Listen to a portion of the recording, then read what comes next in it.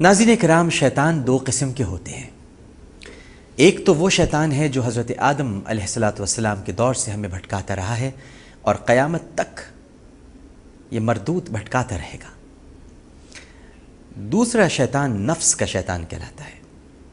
بظاہر تو اس کی کوئی ظاہری شکل و صورت نہیں ہوتی، لیکن یہ انسان کو اصل شیطان سے بھی زیادہ بھٹکاتا ہے۔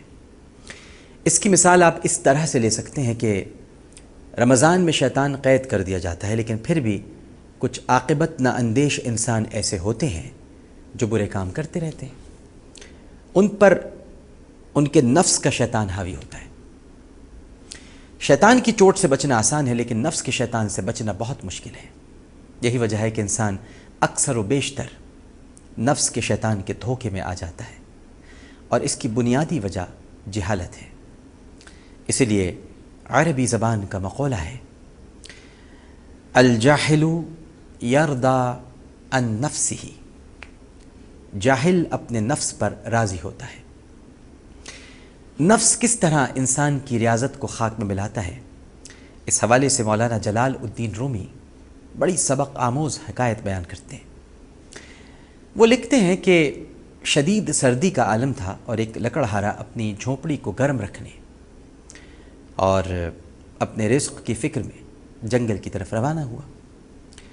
جنگل میں پہنچ کر اس نے ایک درخت کی لکڑیاں کاٹنی شروع کی۔ جب لکڑیوں کا ڈھیر لگ گیا تو اب اسے فکر یہ ہوئی کہ انہیں کس طرح گھسیٹ کر گھر لے جائے۔ ابھی وہ اسی فکر میں تھا کہ اسے ایک رسی دکھائی دی۔ وہ بڑا خوش ہوا کہ اس رسی کی مدد سے لکڑیوں کا گٹھر باندھ کر گھر لے جاؤں گا۔ قریب جا کر دیکھا تو پتہ چلا کہ وہ رسی در حقیقت ایک مردہ سانپ تھا، اور شدید سردی کے باعث اس کی موت واقع ہو چکی تھی۔ لکڑہارے نے اس سانپ سے لکڑیوں کو باندھا اور گھر کی طرف روانہ ہوا۔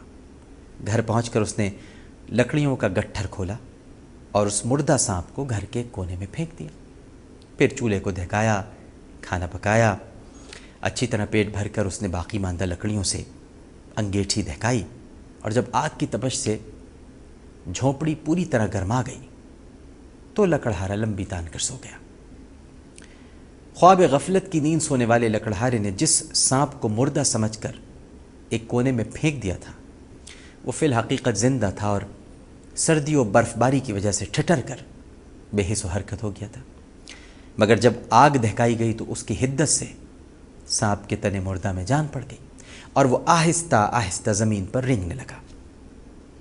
لکڑہارا غفلت کی نیند سو رہا تھا، سانپ نے آگے بڑھ کر اسے ڈس لیا۔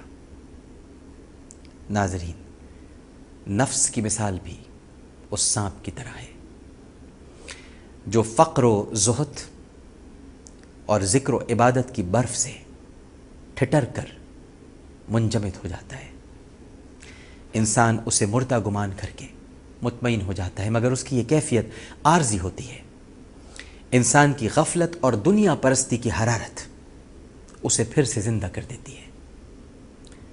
نفس ایسی شے نہیں کہ اس پر چند برسوں کے مجاہدے کے ذریعے عارضی طور پر قابو پانے کے بعد انسان مطمئن ہو کر بیٹھ جائے اور بے فکری کی چادر اوڑھ لے۔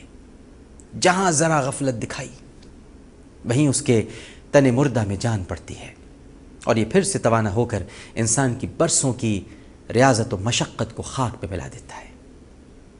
نفس کی مثال ایک گھوڑے جیسی ہے جس پر اللہ نے انسان کو بٹھا کر لگامیں اس کے ہاتھ میں تھما دی ہیں۔